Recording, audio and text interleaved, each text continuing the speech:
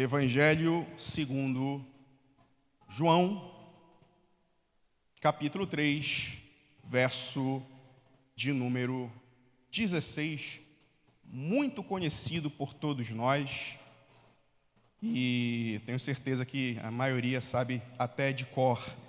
Diz assim: porque Deus amou o mundo de tal maneira que deu o seu Filho unigênito, para que todo o que nele crer não pereça, mas tenha a vida eterna. Porque Deus amou o mundo de tal maneira que deu o seu Filho unigênito, para que todo aquele que nele crer não pereça, mas tenha a vida eterna. Queridos, para muitos temos o verso mais amado ou mais importante do Novo Testamento, por que não dizer de toda a Escritura, de toda a Bíblia Sagrada. Um verso muito conhecido, tido como o verso áureo, o verso de ouro, que resume muito bem o plano da salvação e resume muito bem o projeto de Deus para a salvação de toda a humanidade. Eu gosto de, antes de ir para o texto propriamente dito, de dar uma contextualização sobre aquilo que nós estamos lendo e entendendo juntos essa noite. Jesus, ele havia se encontrado com um famoso mestre fariseu chamado Nicodemos. E neste encontro, Jesus e Nicodemos, eles trataram de uma questão muito importante sobre o novo nascimento.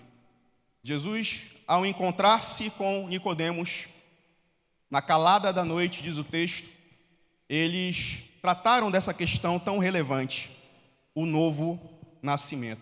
Jesus, ele passa a ensinar que todo aquele que tem um encontro com o Senhor precisa experimentar de um novo nascimento, de uma nova vida, um nascer novamente. Porém, Nicodemos, ele não compreende, ele chega a indagar Jesus, certamente com ironia, dizendo: como pode um homem adulto retornar ao ventre de sua mãe? E Jesus explica da seguinte forma: esse novo nascimento não é da forma como você está imaginando, e sim o nascimento da água e do Espírito. E ainda assim Nicodemos não compreende, e Jesus, ele rebate dizendo: como pode você, sendo mestre em Israel, não entender destas coisas? E Jesus, ele fala que somente através do novo nascimento é que nós iremos adentrar, herdar e passar a morar, habitar com ele no reino dos céus. Então, o novo nascimento é uma condição sine qua non, é uma condição fundamental para que a gente possa herdar, habitar, ter direito à entrada, à passagem para o reino dos céus. E Jesus, ele termina da seguinte forma, dizendo: assim como no deserto, Moisés, por ordem do Senhor, colocou um poste em formato de serpente que representava a cura para os doentes, assim o Filho do Homem será levantado no meio do povo, para que todo aquele que nele crer não pereça, mas tenha a vida eterna. Daí ele segue e proclama o verso tão conhecido: porque Deus amou o mundo de tal maneira que deu o seu Filho único, o Filho unigênito, para que todo aquele que nele crer não pereça, mas tenha a vida eterna. É interessante, queridos, indo para o texto, essa versão que nós lemos é a versão mais tradicional, é a ARA, Almeida Revista e Atualizada.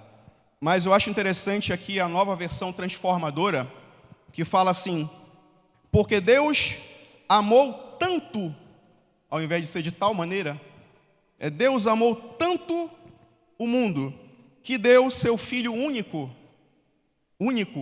ao invés de unigênito, é a mesma coisa, para que todo aquele que nele crer não pereça, mas tenha vida eterna. A parte final, ela é semelhante. Esse verso, ele fala do amor de Deus. Esse verso, ele explora e manifesta, coloca de forma manifesta o amor de Deus. O amor de Deus por você. O amor de Deus por mim. O amor de Deus por toda a humanidade. E o amor que nós não merecemos. Você não merece. Eu não mereço. Não há um único homem ou mulher. Não há um único ser vivo que seja digno ou merecedor do amor divino sobre as nossas vidas. Amor este manifestado diante de uma humanidade caída e corrompida pelos seus pecados. Meu irmão e minha irmã, esse é o amor de Deus. É o amor de Deus manifestado por mim e por vocês. É o amor de Deus manifestado por cada um de nós. Amor que expressa a graça divina, o presente de Deus, o dom de Deus, a dádiva de Deus para as nossas vidas, não porque eu mereça, não porque você merece, não porque haja algo em mim ou alguma coisa boa ou interessante em nós, mas simplesmente porque Ele nos amou de uma maneira tal e inexplicável e imensurável, capaz de dar a vida do seu único Filho, para que nós não sejamos destruídos, mas para que nós tenhamos a vida e a vida eterna. Esse verso, ele pode ser dividido em 4 orações. Mas calma lá, não são orações no sentido de prece, de orar, mas orações no sentido de sintaxe gramatical. As orações, elas são, eu até escrevi aqui para não falar errado. De repente tem algum professor de português aqui, né? Então vamos lá. A oração é uma unidade sintática organizada em torno de um verbo ou locução verbal, podendo ter ou não um sentido completo. Então, este versículo é formado por 4 unidades gramaticais, ou 4 unidades sintáticas, chamadas orações. E é interessante que em cada uma delas, nós conseguimos extrair um resultado e um conhecimento e uma informação para a edificação das nossas vidas. A primeira oração do versículo: porque Deus amou o mundo de tal maneira, ou amou tanto o mundo. Eu tenho o substantivo mundo, que do grego é cosmos. Eu tenho o verbo amar, que é o amor ágape, no sentido ágape, que é do grego agapau. E o advérbio de intensidade, tanto, que é do grego o hoitos. Hoitos. Eu tenho substantivo mundo, o verbo amar, o amor divino, o amor ágape, e eu tenho o advérbio de intensidade, tanto. Perceba que o texto, embora tente mensurar o tempo, o quanto, a intensidade e a qualidade do amor divino, mas não há uma única palavra humana que possa definir, que possa trazer com total precisão o tamanho e a intensidade do amor de Deus por nós. O amor de Deus, ele não se compreende de uma forma humana. O amor divino não é compreendido através da minha e da sua mente limitada. O amor divino, ele se manifesta de uma forma cósmica, em uma dimensão cósmica, muito além da natureza humana, muito além da minha e da sua compreensão, muito além daquilo que nós temos a capacidade de compreender. E é um amor que chega para mim, para vocês, para cada criatura e para toda a criação em todo o universo. Como compreender um amor desse? Como compreender, repito, o quanto, o tempo, a intensidade e a qualidade do amor divino? Nem Jesus, como homem, conseguiu expressar em palavras.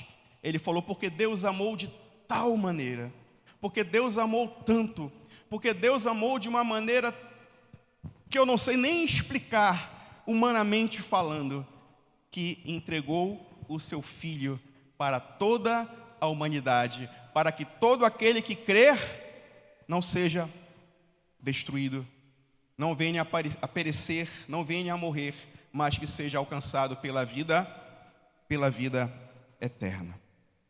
A segunda oração, ela fala assim, que deu seu Filho unigênito, ou, na outra versão, de forma que deu seu Filho único. Que deu seu Filho unigênito, de forma que deu seu Filho único. Aqui eu tenho 3 elementos também importantes.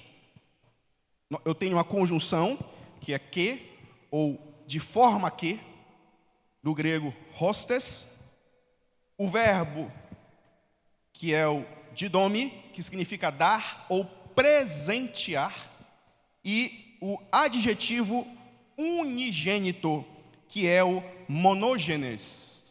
Perceba, uma conjunção, um verbo e um adjetivo. O que me chama a atenção é que esta segunda oração, ela responde como resultado da primeira.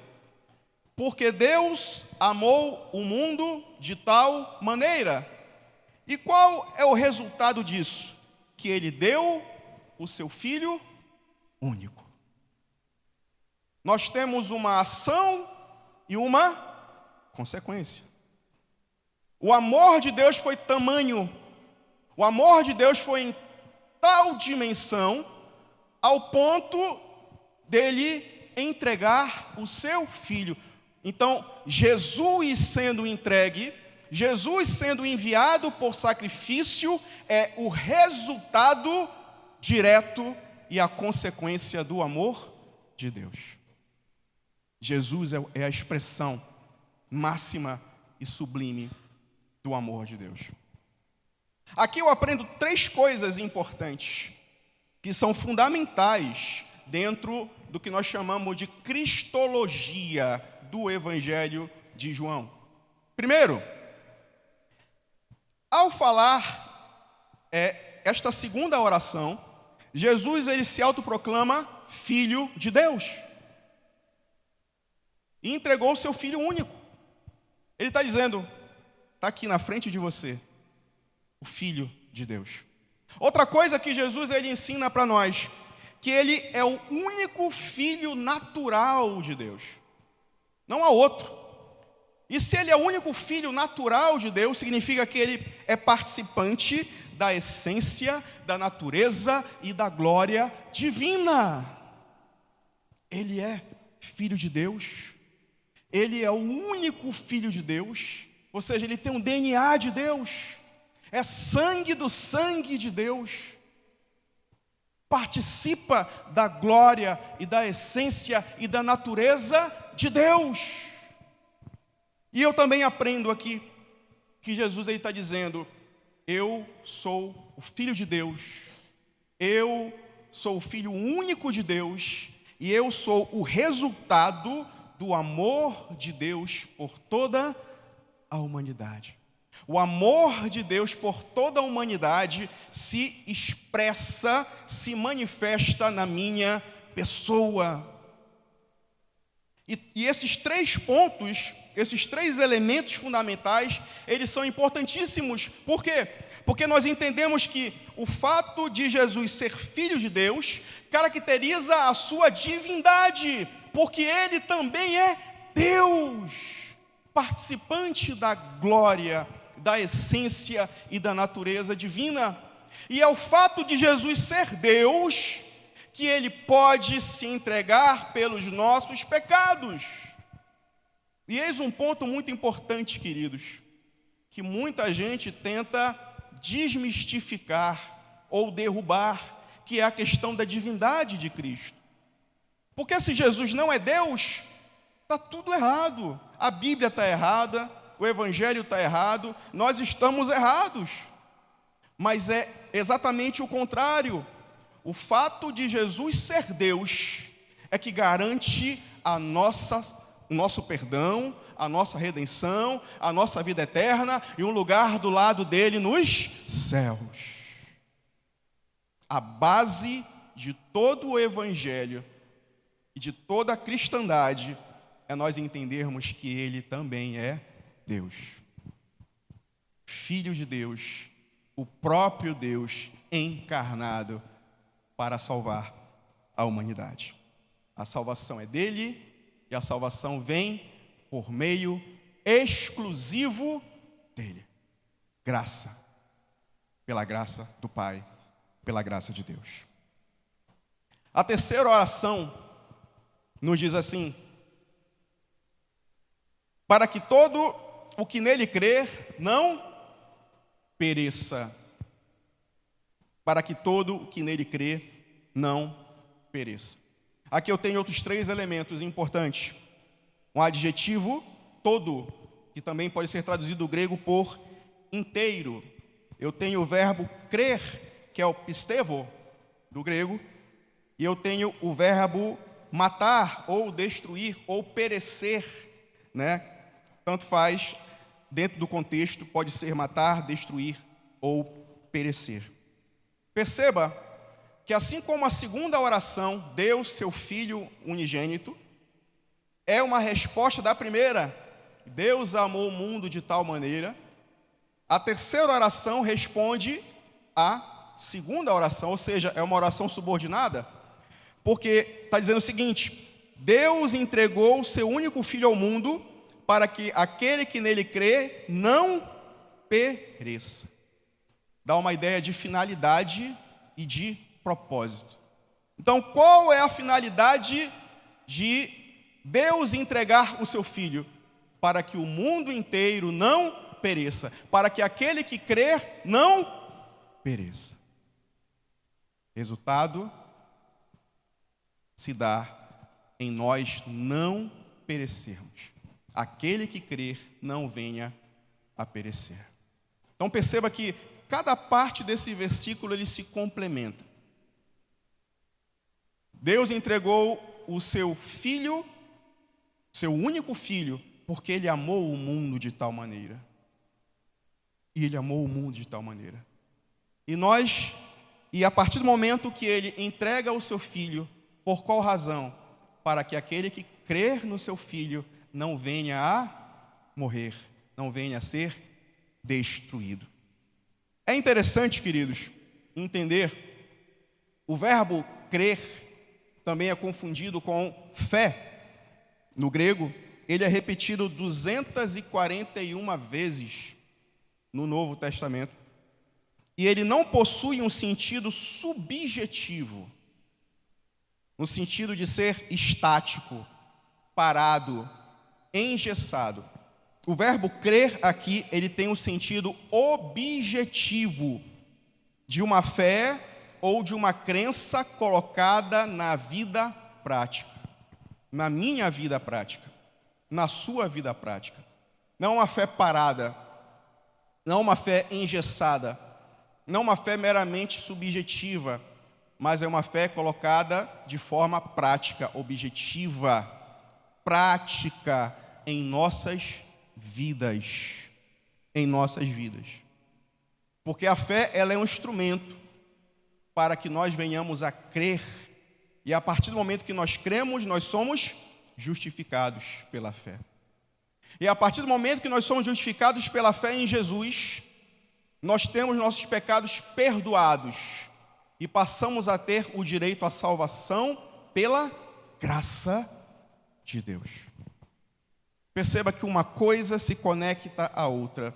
A partir do momento que nós cremos, a partir do momento que nós temos uma fé objetiva, a partir do momento que nós temos uma fé colocada em prática, nós passamos a crer no Filho de Deus.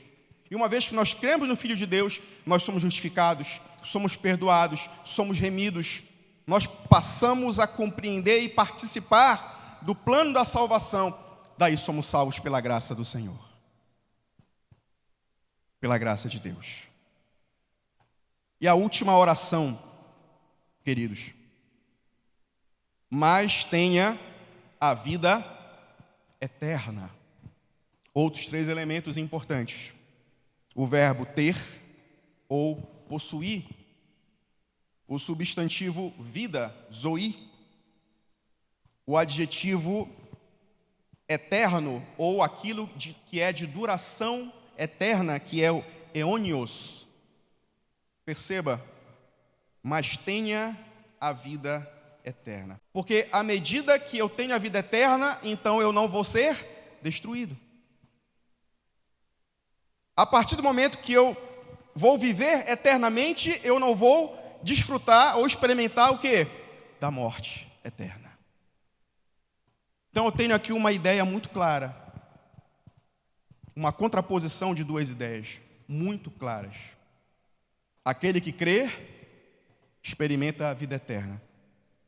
O que não crer, experimentará da destruição eterna. Aquele que crer no Filho de Deus não será destruído e receberá o presente da vida eterna. Olha que coisa maravilhosa, queridos. Jesus é o Filho de Deus. Jesus é Deus. Jesus é o resultado manifesto do amor de Deus.